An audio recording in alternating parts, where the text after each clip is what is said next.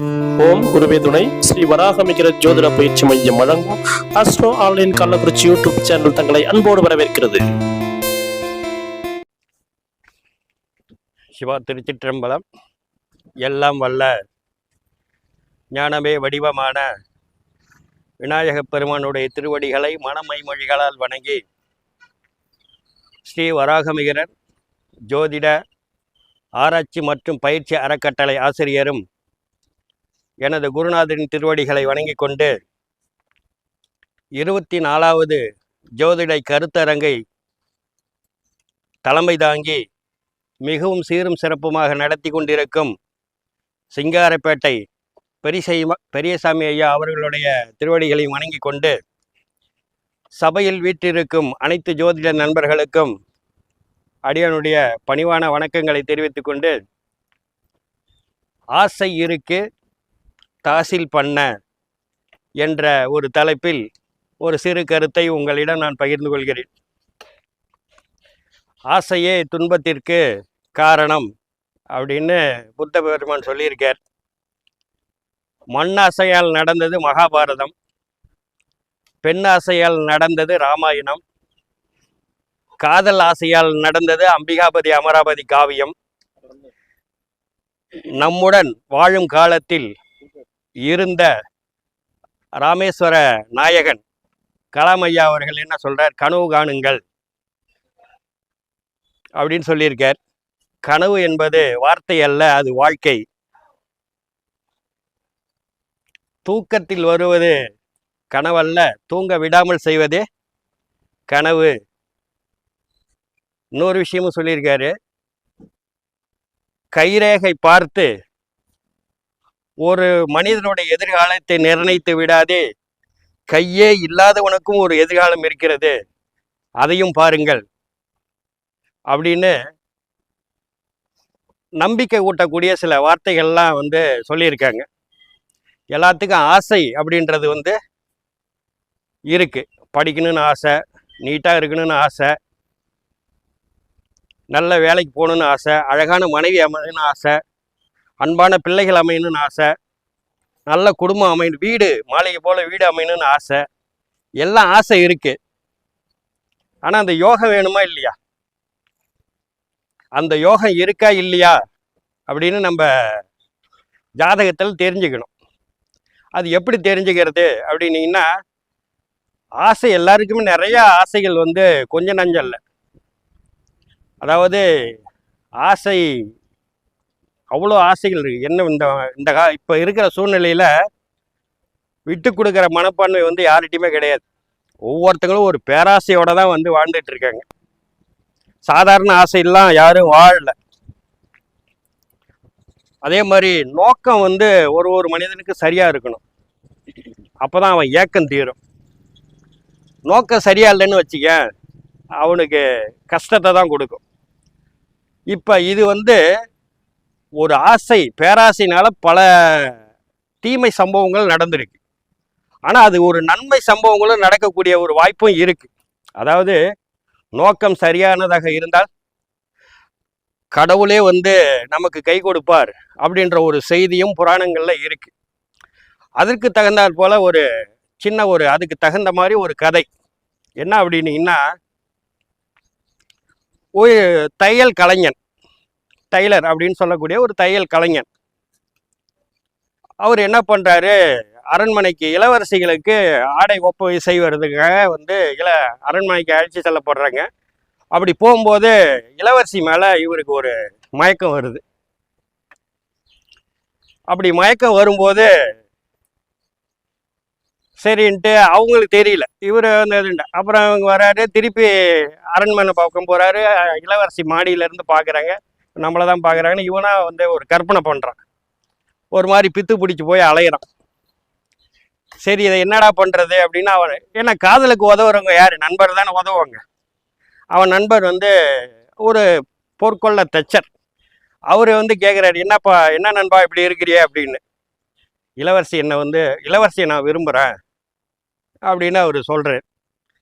ஆசைக்கு அளவே இல்லையாடா அப்படின்னு. சரி, இருந்தாலும் என்னால் முடிஞ்ச உதவி உனக்கு நான் பண்ணுறேன் அப்படின்னு அவர் என்ன பண்ணுறாரு, ஒரு அழகான மரத்தில் வந்து கருட வாகனம் செஞ்சு அதில் உட்கார்ற மாதிரி ஒரு இது பண்ணி அதில் ஒரு விசை மோட்டார் பயன்படுத்தி நீ வந்து இங்கேருந்து அரண்மனை மாடிக்கு போ, இளவரசி உலா வருவாங்க, அப்போ வந்து கன்ஃபார்ம் பண்ணிக்க உன்னுடைய காதலை அப்படின்றதுக்காக அதெல்லாம் செட் பண்ணி கொடுக்குறேன். அதே மாதிரி ஒரு கருட வாகனம் உட்காரு. சரி, கருட வாகனத்தை உட்காந்து சும்மா போகக்கூடாதுல, விஷ்ணு அவதாரம் அந்த வேஷத்தையும் விரும்ப போட்டுக்கிட்டு இதில் போய் மாடியில் உட்கார்றாரு. அந்த அம்மா வந்து வாங்க சாமி, என்ன நம்மளை தேடி வந்திருக்கீங்க, நீ வந்து தேவலோக பெண், என் காதலி, மேலோகத்தில் இருக்க வேண்டிய பெண், ஏதோ தப்பி தவறி நீ இங்கே வந்து பிறந்துட்ட, அதனால் நான் உன்னை காதலிக்கணும் அப்படின்னு. அப்படியா, ரொம்ப சந்தோஷம்ட்டு அவளும் காதலிக்கிறாங்க. இந்த காதல் வந்து பல காலம் ஓடிக்கிட்டு இருக்கு. உடனே ராஜாவுக்கு அந்த செய்தி போகுது. ராஜா என்ன பண்ணுறாரு, இது உண்மையான்றது பார்க்கறதுக்கு வர்றாரு. விஷ்ணு பகவான் கருட வாகனத்தில் வந்து லவ் பண்ணுற இந்த காட்சியை இவரும் பார்க்குறாரு. இவருக்கு ஆனந்தம் எதுன முடியல. உடனே சரி ஒன்று செய், என் மகளை நீ கல்யாணம் பண்ண. அப்போ ராஜா என்ன பக்கத்தாக்கத்தில் சண்டை சச்சரவு இருக்க தானே செய்யும். பக்கத்து நாடு மன்னர்கள்லாம் ஜெயிச்சின்னா வந்து உனக்கு என் பொண்ணை கல்யாணம் பண்ணி கொடுத்துட்றேன் அப்படின்றார். இதனடா பெரிய பம்பா போச்சுன்ட்டு வந்து நண்பன்ட்ட சொல்ல, என்ன நண்பா அப்படின்னு, காதலுக்காக உயிரை கொடுக்கணுமே, என்ன பண்ணுறது அப்படின்ட்டு ஒன்றும் புரியல. சரின்ட்டு என்ன நடந்தாலும் நடக்கும், துணிஞ்சவனுக்கு தூக்கு மேடையும் பஞ்சு மெத்தரான மாதிரி கிளம்பிட்டாரு கருட வாகனத்தில். இந்த செய்தி மேலோகத்தில் இருக்கிற விஷ்ணு பகவானுக்கு இந்த செய்தி போகுது. ஆமா, என்னடா இது அப்படின்ட்டு அந்த செய்தி அங்கே போகுது. சாமி, உங்களை மாதிரியே ஒருத்தன் உருவம் போட்டுட்டு சண்டைக்கு போகிறான், அது பொம்மைன்னு தெரிஞ்சு அடித்து உடச்சி விட்டாங்கன்னாலும் சிக்கலாக போடும். இவன் டூப்ளிகேட்னு தெரிஞ்சு அந்த ராஜா வந்து வெட்டிட்டாங்கனாலும் விஷ்ணு பகவான் வந்து செத்து போயிட்டாரு, விஷ்ணு பகவானே இல்லைன்ற மாதிரி ஒரு சூழ்நிலை வந்துடும். இதுக்கு ஏதாவது ஒரு முடிவு கட்டுங்க சாமி அப்படின்றாரு. வேற வழியே கிடையாது, கருடனை கூட்டிட்டு கிளம்பிட்டார் போல வந்துட்டார். அப்புறம் இவன் உடம்புல போறாரு, கருடன் அவர் உடம்புல போய் சண்டைக்கு போய் இது பண்ணி அப்புறம் கூட்டிட்டு வந்து ராஜா கிட்ட வந்து, இவன் வந்து விஷ்ணு இல்லப்பா, தையல் கலைஞன், இந்த மாதிரி இது பண்ணாரு, கல்யாணம் பண்ணி வச்சாரு, நாட்டு இதுன்னு. அப்ப நல்ல நோக்கம் இருந்தா கடவுளே வந்து வருவார். இது கதை, வரலாறுல சான்று இருக்கா அப்படின்னா இருக்கு. அதாவது சிவகங்கையை தலைநகரா கொண்டு ஆண்ட பாரி மன்னன், அவரு வந்து மூவேந்தர்களுடைய பேரு, பாரி முல்லைக்கு பாரு பயங்கர பேர் அவருக்கு. மூவேந்தர்களே பொறாமைப்படக்கூடிய அளவுக்கு அவர் வாழ்ந்தார். சூழ்ச்சினால அவரை கொண்டுடுறாங்க மூவேந்தர். அவருடைய மகள் தான் அங்கவை சங்கவை, அவருடைய மகள் வந்து அங்கவை சங்கவை. அப்படி இருக்கும்போது இது மாதிரி, ஏன்னா பாரியனுடைய நண்பரும் அவை புலவரும் கபிலர் தான் அவங்க இருந்தார். கபிலரா இருக்கிற இதுல வந்து என்ன பண்ற, அந்த நேரம் கபிலரை பார்க்க அவை வராங்க, இந்த மாதிரி நடந்த சூழ்நிலையில சொல்றாங்க. அப்படியான்னு சொல்லி அப்புறம் வந்து மூவேந்திர மன்னர்களையும் சந்திச்சு சேலம் பக்கத்து உத்தம சோழபுரம் அப்படின்ற ஒரு கிராமத்துல மும்மன்னர்களையும் கூட்டி பஞ்சாயத்து பண்ணி அவங்ககிட்ட பேசி இந்த கல்யாணத்தை ஏற்பாடு பண்றாங்க. அவங்களுக்கு கொடுக்கக்கூடிய அந்த பாரி மகளை கொடுக்கக்கூடிய அரசன் யாருன்னா திருக்கோவிலூரை தலைநகரை கொண்ட மலையமான். அவருடைய பசங்களுக்கு தான் இந்த வந்து அங்கவை சங்கவை கொடுக்கறதா பாரி மன்னன் முடிவு பண்ணியிருந்தார். சரின்ட்டு அவங்க வந்து இது பண்றாங்க, அவை வந்து பேசுறாங்க. பேசி மன்னன்கள்லாம் முடிவு பண்ணிட்டு, சரி மலையமானை பார்க்க வரணும்லங்க, அங்கவை சங்கவையை கூப்பிட்டுட்டு வரணும். வரும்போது அவங்க ஒரு பாசுரம் பாடுறாங்க. ஏன்னா பிள்ளையாருக்கு பிடிச்சவர் வந்து விநாயகர் தானே, விக்னங்களை நீக்கக்கூடியவர் விநாயகர் பெருமான். அப்ப அவர்கிட்ட வந்து ஒரு விண்ணப்பம் வைக்கிறாங்க. என்ன விண்ணப்பம் வைக்கிறாங்க அப்படின்னீங்கன்னா, ஒரு கொம்பு இரு செவி மும்மதத்து நாள்வாய் கரி அறிவை கங்காளன் காலாய் பரிவுடனே கண்ணால ஓலை கடித்தெழுத வாராயேல் தன்னாண்மை தீர்ப்பன் சபித்து அப்படின்னு ஒரு பாசுரம் பாடுறாங்க பிள்ளையார்கிட்ட. அதாவது தன்னுடைய அன்பு மேலிட்டனால பிள்ளையார்கிட்ட என்ன சொல்றாரு, பிள்ளையார கண்ணால நீ ஒரு கொம்பு ஏற்கனவே மகாபாரதத்தை உடைச்சி ஒரு கொம்புல எழுதிட்ட, இந்த ஒரு கொம்புல நீ என்ன பண்ற, இந்த அங்கவை சங்கை கல்யாண ஓலை எழுதுற, நீ அப்படி எழுதலன்னு வச்சுக்க, நீ கடவுளே இல்லை, சபிச்சிருவான் அப்படின்ற. எப்படி சபிச்சிருவான், நீ கடவுளே இல்லை அப்படின்ட்டு. சரின்ட்டு இது என்னடா பெரிய வம்பா போச்சேன்ட்டு விநாயகர் துணையோட நேராக இங்கே வந்தாங்க. மலையமான் வந்து பார்க்குறாங்க. மலையன்மான் வந்து பார்த்துட்டு பேசுகிறாங்க. அப்புறம் கல்யாணம் முடிச்சு வைக்கிறாங்க. அப்போ அது கதையாக நம்ம சொன்னோம். இது கதைக்கு சான்றா வந்து வரலாறும் இருக்கிறது அப்படின்றது ஒரு விஷயமா இதில் நம்ம எடுத்துக்கணும். இப்போ ஆசைப்படுறது வந்து சரியான ஆசையாக இருந்தால் அது நிறைவேறதுக்காக, ஏன்னா கடவுள் வந்து அன்புக்கு கட்டுப்பட்டவர். இப்போ 12 ஆழ்வார்களை திருமிசை ஆழ்வார் அப்படின்னு ஒருத்தர், அவருடைய மாணவன் தான் கணிக்கண்ணன். காஞ்சிபுரத்தை வந்து தலைநகர ஆண்ட மன்னன் வந்து கணிக்கண்ணன்ட்ட கேட்குறான், என்னை பற்றி ஒரு புகழ்ந்து ஒரு பாட்டு பாடு அப்படின்னு. அரங்கனை பாடும் வாயால் இந்த குரங்கனை பாடுவதில்லை அப்படின்றார். அவரு கடுப்பாயிட்டார். சரி உங்க குருநாதரையாவது பாடி, உங்க குருநாதரையாவது பாட சொல்லு, நானாவது பாடி விட, என் குருநாதர் அது கூட பாட மாட்டார்.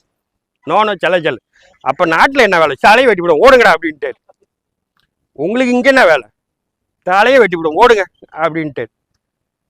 நேராக குருநாதர்கிட்ட வந்தார். சொன்னார், இது மாதிரி என்னையுமா போ சொன்னார். ஆமாம் என்னை பார்க்குறேன். அங்கே காஞ்சிபுரத்தில் தலைவர் பள்ளி கொண்டு படுத்திருக்கார். பார்த்து, கணிக்கண்ணன் போகின்றான், காமறு பூங்கச்சி மணிவண்ணா நீ கிடக்க வேண்டாம், துணி உடைய சென்னா புலவன் யான் செல்கின்றேன், நீ உந்தன் பையனாக பாயை சுருட்டிக்கொள் அப்படின்னார். அவர் இதனால பெரிய வம்பா போச்சேன்னு பாம்பை சுருட்டி தூக்கி தோல்ல போட்டு கிளம்பிட்டாரு. அவரு கூட ஆமா கிளம்பிட்டாரு அவரும். அவரு கூட இதனடா இப்போ காலையில வந்து மன்னன் பார்க்குறேன் கோயிலில் சாமியை காணும், இதனடா பெரிய வம்பா போச்சேன்ட்டு அப்புறம் போய் மன்னிப்பு கேட்டு கூப்பிட்டு வந்து வச்சதா நம்ம வரலாறு. ஏன்னா சரியான நோக்கமாக இருந்தால் கடவுள் கூட துணை செய்வார் அப்படின்றது தான் இந்த வந்து அந்த ஆசை இருக்கு நமக்கு இது பண்ண. அப்போ ஆசை சரியான இருந்தால் என்ன சரி. இப்போ அப்படியே நம்ம ஜோதிடத்தில் பார்க்கும்போது என்ன நிலை சொல்லுது அப்படின்னீங்கன்னா, பொதுவாக ஜோதிடத்தில் நம்ம முக்கியமான ஒரு பாவத்தை நம்ம எடுத்துக்கிறோம். தடை செய்யக்கூடிய பாவம், முடக்கக்கூடிய பாவம் அப்படின்னா 8ஆம் பாவம் தான். அவமானங்களை கொடுக்கக்கூடியது இதெல்லாம் செய்யக்கூடிய பாவம் 8ஆம் பாவம் தான். இப்போ ஒருத்தன் ஒழுக்கமா நல்லவனா பணிவுட கேட்குறான்னா அதுக்கு ஒரு நல்ல அமைப்பு இருக்கணும். லக்னாதிபதி, ராசி அதிபதி இவங்கெல்லாம் வந்து கெடாத இருந்தாங்கன்னா அவருக்கு ஒரு பணிவு இருக்கும், பேசக்கூடிய தன்மை இருக்கும், அவர் நல்ல ஆன்மைப்படு. இப்போ 2ஆம் இடம் குடும்பம். எல்லாத்துக்கும் குடும்பம் நல்லா அமைக்குது. ஒரு கிரகம், அதாவது 2ஆம் இடத்து அதிபதி 8ஆம் இடத்துக்கு போகக்கூடாது. 8ஆம் அதிபதியோடைய கால் வாங்கக்கூடாது. சரி 2ஆம் இடத்துல இருக்கிறக்கூடிய கிரகமாவது 8ஆம் அதிபதியோட காலில் இருக்கக்கூடாது. அப்படி இருந்துச்சுன்னு வச்சுங்க, அந்த குடும்பமாக இருக்கும். டெய்லியும் சண்டை சச்சரவு வம்பு வழக்கு இந்த மாதிரியான விஷயங்கள்லாம் இருக்கு. இப்போ நல்ல மனைவி அமையணும்னு ஆசைப்படுறோம், நல்ல மனைவி அமைகிறாங்க, நல்ல கணவன். அந்த காலத்துல நான் கண்ட கணவன் நடமாடும் தெய்வம், இன்னைக்கு அப்படி யாராவது இருக்காங்களா? அன்னைக்கு பெண்கள் வந்து நான் கண்ட கணவன் நடமாடு தெய்வம்னு சொல்றாங்க. தம்ப தலைவர் புருஷன் நாம என்ன சொல்றோம்? மாங்கல்யம் தவழும், எப்படி மாங்கல்யம் தவழும் மகராணி வதனம். வதனம்னா முகம், மலர்ந்தாலே போதும் வேறென்னவே. ஒரு சிரிச்ச முகத்தோட ஒரு பொண்டாட்டி இருந்தா எம்மா அழகு. இன்னைக்கு அப்படி ஒரு சூழ்நிலை இருக்கா அப்படின்னா அது ஒரு கேள்விக்குறியாதான் இருக்கு. ஏன் அப்படின்னீங்கன்னா, அந்த காலத்துல வந்து ஒரு ஒழுக்கத்துக்கு கட்டுப்பட்டாங்க. உன் பேச்ச ஏன் நான் எதுக்கு கேட்கணும், என் பேச்ச நீ எதுக்கு கேட்கணுன்ற ஒரு ஒழுக்கம் இல்லாத ஒரு காலமா வந்து இப்ப வந்து போயிட்டு இருக்கு. அதனால இப்ப வந்து என்னன்னா, அந்த மாதிரியான உறவுகள் வந்து எதிர்பார்க்க முடியல. ஒரு நல்ல குழந்தை வேணும் அப்படின்னீங்கன்னா, இன்னைக்கு அப்பனை பார்த்து நீ தாண்டா எதிரின்றான். புள்ள அப்பனை நீ எனக்கு பிறக்கவே இல்லடான்றான். இந்த காலங்கள்ல இதெல்லாம் ஏன் வருது? இதெல்லாம் ஏன் வருது? சரி, ஒரு அண்ணன் தம்பி இருக்காங்க, இந்த காலத்துல ஒரு சின்ன ஒரு இடத்துக்காக அண்ணன் தம்பி மாங்குமாக நம்ம வெட்டிக்கிறானுங்க. என்ன பண்றது? இப்ப ஒரு பொதுவா இப்ப இந்த காலத்து இளைஞன், அதாவது ஒரு கவிஞன் எழுதுறாரு ஒரு பாட்டுல, இப்ப சமீபத்தை வந்த ஒரு படம் நினைக்கிறாரு. லக்ன பாவம், 2ஆம் பாவம், 3ஆம் பாவம், 5ஆம் பாவம், 7ஆம் பாவம், 16ஆம் பாவம், இந்த எல்லாத்துக்குமே இந்த பாட்டு பொருந்தும். இந்த பாட்டு பொருந்தும். அந்த மாதிரியான ஒரு பாட்டு அந்த கவிஞன் வந்து எழுதியிருக்காரு. என்ன பாட்டு அப்படின்னீங்கன்னா,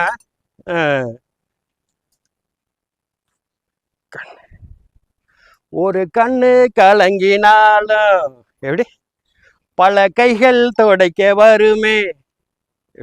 ஒரு கண்ணு கலங்கினாலும் பல கைகள் துடைக்க வருமே. இப்படி ஒரு கூட்டுக்குள்ளத்தான் வாழ என்கிற சொந்தம் உள்ள வாழ்க்கை சொர்க்கத்துக்கு மேல. பாண்டவருமையா? சொந்தம் உள்ள வாழ்க்கை சொர்க்கத்துக்கு மேல, சொத்து சொகம் ஏதோ வேண்டாமையா. இந்த பாவங்களுக்கு இந்த பாட்டு பொருந்தும். இன்னைக்கு சொந்த பந்தம் அப்படியா கூடியிருக்காங்க? இன்னைக்கு கண்ணி வந்தா கை தொடைக்க 1000 கையா வருது. அவன் எப்படா அண்ணன் எப்படா சாவம், தின்ன எப்படா காலியாகுன்ற அந்த அளவுக்குல இந்த அமைப்புகள்லாம் இருக்கு. ஒரு இதுக்கெல்லாம் வந்து என்ன காரணம் அப்படின்னு நம்ம பார்த்தோம் அப்படின்னீங்கன்னா, ஒரே கான்செப்ட் தான். எந்த பாவத்தை நம்ம எடுக்கிறோமோ அந்த பாவாதிபதி 8ஆம் அதிபதியோட கால் வாங்கக்கூடாது. இப்ப 6ஆம் பாவம் என்பது தடை செய்யக்கூடிய பாவம். 8ஆம் பாவம் தான் முடக்கக்கூடிய பாவம். முடக்கி வச்சிடும் அப்படியே. இப்போ ஒருத்தர் நல்லா படிச்சு வேலைக்கு போகணும், படிக்கணும் அப்படின்னு வச்சுங்க, 2ஆம் இடம் நல்லா இருக்கணும், புதன் நல்லா இருக்கணும். 2ஆம் இடத்து அதிபதி 8ஆம் அதிபதி கால் வாங்கக்கூடாது. அதே மாதிரி படிப்புக்கு இன்னொரு 10ஆம் அதிபதியும் நல்லா இருக்கணும். 10ஆம் அதிபதி 8ஆம் அதிபதி கால் வாங்குறாருன்னு வச்சுங்க, அவரும் படிப்பு வராது. அதே மாதிரி புதன் நீசமாகிற வீட்டில் போய் 2ஆம் அதிபதி போய் உட்கார்றாருன்னு வச்சுங்க, அவருக்கும் படிப்பு வராது. இன்னும் சில பேர் நல்லா படிப்பான், அருமையாக படிச்சிருவான், ஆனால் எந்த வேலைக்கும் போக மாட்டான். எப்படி? எந்த வேலைக்கும். இப்போ எந்த வேலைக்கும் போகாத ஒரு அமைப்பு எப்படி இருக்கும்? லக்னாதிபதி பலம் குறைஞ்சி, லக்ன புள்ளியும் பலம் குறைஞ்சி, ராசியும் பலம் குறைஞ்சி, ராசி அதிபதியும் பலம் குறைஞ்சிட்டாருன்னு வச்சுங்க, எந்த வேலைக்கும் போக மாட்டான். அடுத்த முதுகுல சவாரி செய்யறதே குறியா இருப்பான். அடுத்த முதுகுல அதுக்கு உதாரணமா ஒரு ரிஷப லக்னம். அந்த லக்ன புள்ளி சூரியன்கள். சூரியன் நீசம். சூரியன் நீசம். அந்த லக்னாதிபதி சுக்கிரன், அவரும் 5ல நீசம். சரி, அவரு தான் நீசம் ஆனார்னா அவருக்கு கால் கொடுக்குற சூரியன் நீசம். சரி, ராசி எங்கடா இருக்குது அப்படின்னா மகர ராசி. அந்த ராசி அதிபதியும் நீசம். சரி, சனி பகவான் தான் லக்னத்துக்கு 12ல நீசம் ஆயிட்டாரு, அவராவது ஒழுங்கா இருக்கா, அவரும் சூரியன் காலில் தான் நிற்கிறார். இந்த மாதிரி ஒரு அமைப்பு இருந்துச்சா அந்த எவரு என்ன பண்ணுவார்? அப்படியே வெள்ளை வெட்டி வெள்ளை சட்டை போட்டுக்காரு, அப்படியே வெளியில வருவாரு. எவன்டா ஏமாற, அவருக்கு தெரியுது இவர் தான் அப்படின்ட்டு. அப்படி எழுதி வச்சா அவரு கூட அப்படியே கிளம்பிடுறாரு. அதே போறாரு, அவருக்கு வீட்டுக்கு தேவையானதை வாங்கிக்கிறார், பணம் சம்பாரு. ஒன்று அடுத்த மூதோட சவாரி செய்யறதே குறியா இருக்கிறது இந்த மாதிரியான கிரக நிலைகள்லாம் இருக்கு. சரி, நல்லா ஒரு தொழில் பண்ணி ஒரு நல்லா ஒரு பண்ணணும் அப்படின்னு வச்சிங்க. இப்போ எங்கள் அப்பா பெரிய கோடீஸ்வரன், என்கிட்ட பல கோடி ரூபா கொடுத்து தொழில் பண்ணுறேன் அப்படின்ற. நானும் போய் பல இடத்துல உட்காடுறேன், அடித்த பந்து மாதிரி அடுத்தடுத்த ஒரு மாதத்துலேயே காலி பண்ணிட்டு வந்துடுறேன். எல்லாம் லாஸ், எல்லாம் லாஸ். என்னடா இதுக்கெல்லாம் காரணம் அப்படின்னு நம்ம யோசிக்கிறேன்னு வச்சுங்களேன். அதே ரிஷப லக்னத்தை வச்சுக்கிங்க. 10ஆம் இடத்துல யார் இருக்கா? செவ்வாய் இருக்காரு, சுக்கிரனும் இருக்காங்க. 2 பேரும் நல்லா அம்சமாக உட்காந்துருக்காங்க. செவ்வாவுக்கு ஸ்தான பலம் நல்லா பார்க்காம உட்காந்துருக்கு. லக்னாதிபதியும் 7ஆம் அதிபதியும் கூட்டு தொழில் பண்ண சிறப்பாக இருக்குன்னு நானும் எங்கள் கவியரசன் சேர்ந்து கூட்டு போகிறேன். அவர் உட்காந்துருக்க 2 பேருமே உட்காந்துருக்கிற கால் குருவோடைய கால், 8ஆம் அதிபதியுடைய கால். கவியரசன் பார்த்தாரு, இவன் சரிப்பட்டு வரமாட்டான், இவன் உண்டை பிடிக்கதான் லாய்க்குன்னு இவர் கிளம்பிட்டு அவரு எதிர்த்து நம்மகிட்ட கிடைச்சது அவரு சொல்லிட்டு போட்டாரு. சரி அவராவது போற ஒழுங்கா இருக்காருன்னா மலமொழிக்கு மகாதேவன் அவருக்கு வேற ஒரு இடத்துல இருப்பான்ல, அவரு போய் அவரு ஒரு இடத்துல மாட்டுறாரு. இப்படி தொழில் செஞ்சா அந்த 10ஆம் இடம் சிறப்பா இருக்கணும், 10ஆம் இட அதிபதி நல்லா இருந்தாதான் அவன் தொழில மேன்மை பெற முடியும். இல்ல உதாரணம் உதாரணம் உதாரணம். அப்ப அந்த மாதிரியான ஒரு கிரக நிலைகள் வந்து எதுக்கு உட்காருன்னா அந்த 8ஆம் அதிபதிகள் ஏமாற்று வேலை, பொய் சொல்ற வேலை, திருட்டு வேலை, முடக்கிற வேலை, இதெல்லாம் யாரா செய்வாங்க அப்படின்னா இந்த 8ஆம். நீங்க எல்லா பாவத்தையும் எடுத்து பாருங்க, எல்லா பாவ அதிபதிகளும் ஒவ்வொரு பாவமும் 8ஆம் இடத்து 2ஆம் இடம் 8ஆம் இடத்து. இப்ப அண்ணன் தம்பி ஒரு ஒற்றுமை வேணும் இல்ல, அண்ணன் அதாவது படித்தால் மட்டும் போதுமா அப்படின்ற ஒரு படம். அண்ணன் தம்பி ஒரு சிச்சுவேஷன், அவர் வந்து அண்ணன் தம்பி நல்லவர், அண்ணன் கெட்டவர். அவரு சுச்சுவேஷனுக்கு தகுந்த மாதிரி ஒரு பாட்டு எழுத கண்ணதாசனை கேட்குறாங்க. அவர் என்னடா பாட்டே வரலன்ட்டு அப்புறம் அவர் ஒரு சிந்தனை பண்ணிட்டு அவர் ஒரு பாட்டு எழுதுறாரு. அண்ணன் காட்டிய வழியம்மா, எப்படி அண்ணன் காட்டிய வழியம்மா, இதில் அன்பால் விளைந்த பழியம்மா. அண்ணன் காட்டிய வழியம்மா, இது அன்பால் விளைந்த பழியம்மா. தெரிந்தே சுடுவது நெருப்பாகும், தெரியாமல் சுடுவது சிரிப்பாகும். சிரிச்சு காரி கழுத்தறுத்துட்டு போனாயா அப்படின்றோம் இல்லையா, அது தெரிந்தே சுடுவது நெருப்பாகும், தெரியாமல் சுடுவது சிரிப்பாகும். தெரிந்தே கெடுப்பது பகையாகும், தெரியாமல் கெடுப்பது உறவாகும். எழுதுறாரு பாட்டு. அப்ப அந்த உறவை கெடுக்கவும் செய்யுது, எப்படி கெடுக்கவும் செய்யுது. இப்ப இந்த உறவு கெடுக்குது அப்படின்னு வச்சுக்கோங்க. இப்ப 2ஆம் இடம் குடும்பம், 7ஆம் இடம் மனைவி.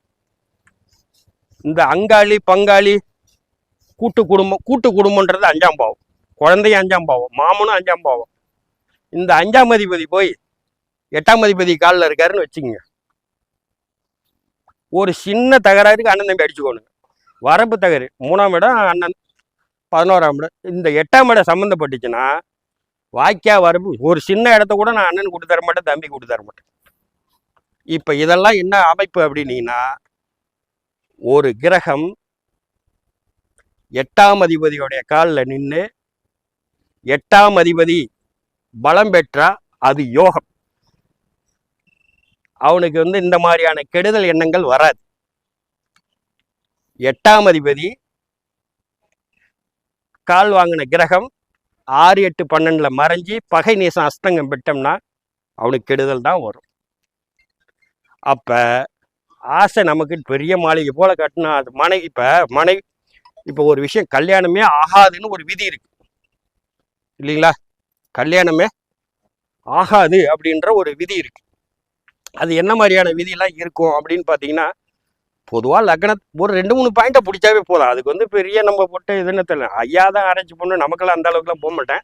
அப்படியே ஒரு மேம்பாக்க அப்படி எட்டி பார்த்து வந்துடுவேன். லக்னத்தில் ஒரு நீசகரங்க இருக்குன்னு வச்சுக்கிங்க, அவனுக்கு எப்படி மனைவி அமையும்? லக்னத்தில் ஒரு நீசகரகம் இருந்தால் அவருக்கு தேவையான மனைவி, முறையான மனைவி அமையாது. அதாவது முறையான மனைவி அமையல, விதி இவனுக்கு கல்யாணமே இல்லைன்ற ஒரு பிராப்தம் கட்டத்துல இருக்குன்னு வச்சுக்கோங்க. எல்லாருமே அப்துல் கலாமும் காமராஜர் மாதிரி வாழ்ந்துட முடியுமா? ஏதோ கடைசி காலத்துல ஆக்கி போடுறது துவைக்கிறதுக்காக ஒரு ஆள் வேணுமேன்ட்டு என்ன பண்றாங்க, 40 வயசுல 50 வயசுல கல்யாணம் பண்றாங்க. அப்ப ஒரு கிரகம், அதாவது லக்னத்துல ஒரு நீச கிரகம் இருந்தாலும் இந்த மாதிரி அமைப்பு, லக்னாதிபதி நீசமானாலும் அது ஒரு அடிப்பு. அதாவது சுக்கிரன் நீசமாகிற இடத்துல 7ஆம் அதிபதி இருந்தாலும் ஒரு நல்ல மனைவி அமையாது. 7ஆம் அதிபதி நீசமானாலும், 7ஆம் அதிபதி நின்ற நட்சத்திர நீசம் ஆனாலும் மனைவி அமையாது. இது மாதிரி பல விஷயங்கள் வந்து மனைவி இப்ப அமையல அப்படின்றதுக்கு, சரி அதுக்கு நான் என்ன அப்படியே சன்னியாசியாவே இருந்துட முடியும்? ஏதோ ஒன்று பண்ணி தானே ஆகணும். அப்போ நம்ம என்ன பண்ணுறோம், ஜோதிடர் வந்து என்ன பண்ணுறேங்க, அப்போ தான் ஒரு ஐடியா பண்ணுறேன். ஐயா மாதிரி ஒரு சின்ன சின்ன மாற்றங்கள் செஞ்சு, ஜாதி மாற்றம் செய்ய, சின்ன பரிகாரம் செய்ய, இது மாதிரி ஒரு ஐடியா கொடுப்பாங்க. நீ போய் நான் செஞ்சு விட்டேன் நடக்கல, ஒரு சுற்றி வந்துட்டேன் 1 லட்சம் வேணும் இப்படின்னா நடக்குமா? விதியில் இல்லை. ஆசை மதிய வச்சு தான் வேலை செய்யணும், விதியில் இல்லை. அப்போ ஜோசிகாரங்க சொல்கிறது கேட்கணும். அப்போ இந்த வழிபாட்டு முறைகள் இப்போ வந்து கல்யாணமே ஆகலன்னா, சேலத்துக்கு பக்கத்தில் உத்தமபுரம் கோயிலில் வந்து அந்த விநாயகருடைய பாடல் சதுர்த்தி அன்னைக்கு தானம் பண்ணுனா கல்யாணம் ஆகும் அப்படின்றது கட்டத்தில் இல்லை. தெய்வ பலம், ஆச்சாரிய பலம், ஜோதிடர் வழிகாட்டுதல். அப்போ அவங்க வழிகாட்டுறது எப்படி காட்டுறாங்க? ஒரு கொஞ்சம் பின்னப்பட்ட பொண்ணு, படிக்காத பொண்ணு, அழகு இல்லாத பொண்ணு, வசதி இல்லாத பொண்ணு, இப்படி ஏதாவது ஒரு மாற்று ஐடியா பண்ணுங்க, இல்லை இது மாறுங்க, ஜாதி மாறி பண்ணுங்க, அப்படின்ற மாதிரி ஒரு விஷயங்களை சொல்லுங்க. இப்படிலாம் வந்து சொன்னாங்கன்னா அவருக்கு வந்து திருமணம் நடக்கும் அப்படின்றது நம்ம ஜோதிட வழிகாட்டுறோம். ஆனால் எனக்கு வந்து இதில் தான் வேணும். இப்போ மாப்பிள்ளைகிட்ட இந்த மோட்ரிமோனியில் கேட்குறாங்க, மேட்ரிமோனியா உணர்ச்சி வசப்பட்டு இதில் கல்யாண மாலையில் கேட்குறாங்க, மாப்பிள்ளை எப்படி இருக்கணும்னு பொண்ணுக்கிட்ட. அஜித்குமார் மாதிரி இருக்கணும், சல்மான் கான் மாதிரி இருக்கணும், நல்லா சம்பாதிக்கணும், வீட்டில் ராகு ஏது இருக்கக்கூடாது. நாம திடீர்னு போட்டோம் என்னடா ராகு ஏதுன்னா, தாத்தா பாட்டி இருக்கக்கூடாது, வீட்டுக்கு ஒரே பையனாக தான் இருக்கணும், அப்பா அம்மா சொல்கிற பேச்சை கேட்கக்கூடாது, தனி கொடுத்தன வந்துடணும்.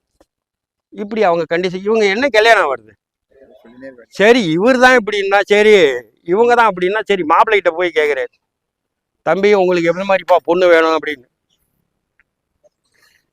அழகா ஐஸ்வர்யா ராய் மாதிரி இருக்கணும், நல்லா சம்பாதிக்கணும், நான் கேட்குற வரதட்சணை கொடுக்கணும். எங்கே போகிறது? இப்படிலாம் நினச்சிக்கிட்டு இருந்தா இவர் என்னைக்கு கல்யாணம் வருது, குளத்துல என்னைக்கு தண்ணி வடிகிறது, கொக்கு என்னைக்கு மீன் பிடிக்கிறது. இந்த மாதிரி காலம் கடந்து சில ஆசைகள் வந்து நிறைவேறாத நம்ம மனசில் இருக்கும், இப்படிலாம் அமையணும், இப்படிலாம் இருக்கணும், இப்படிலாம். ஆனால் அது அமையலைன்னா உள்ளதை கொண்டு திருப்திப்படுது. நமக்கு எது ஆமா, நமக்கு எது வந்து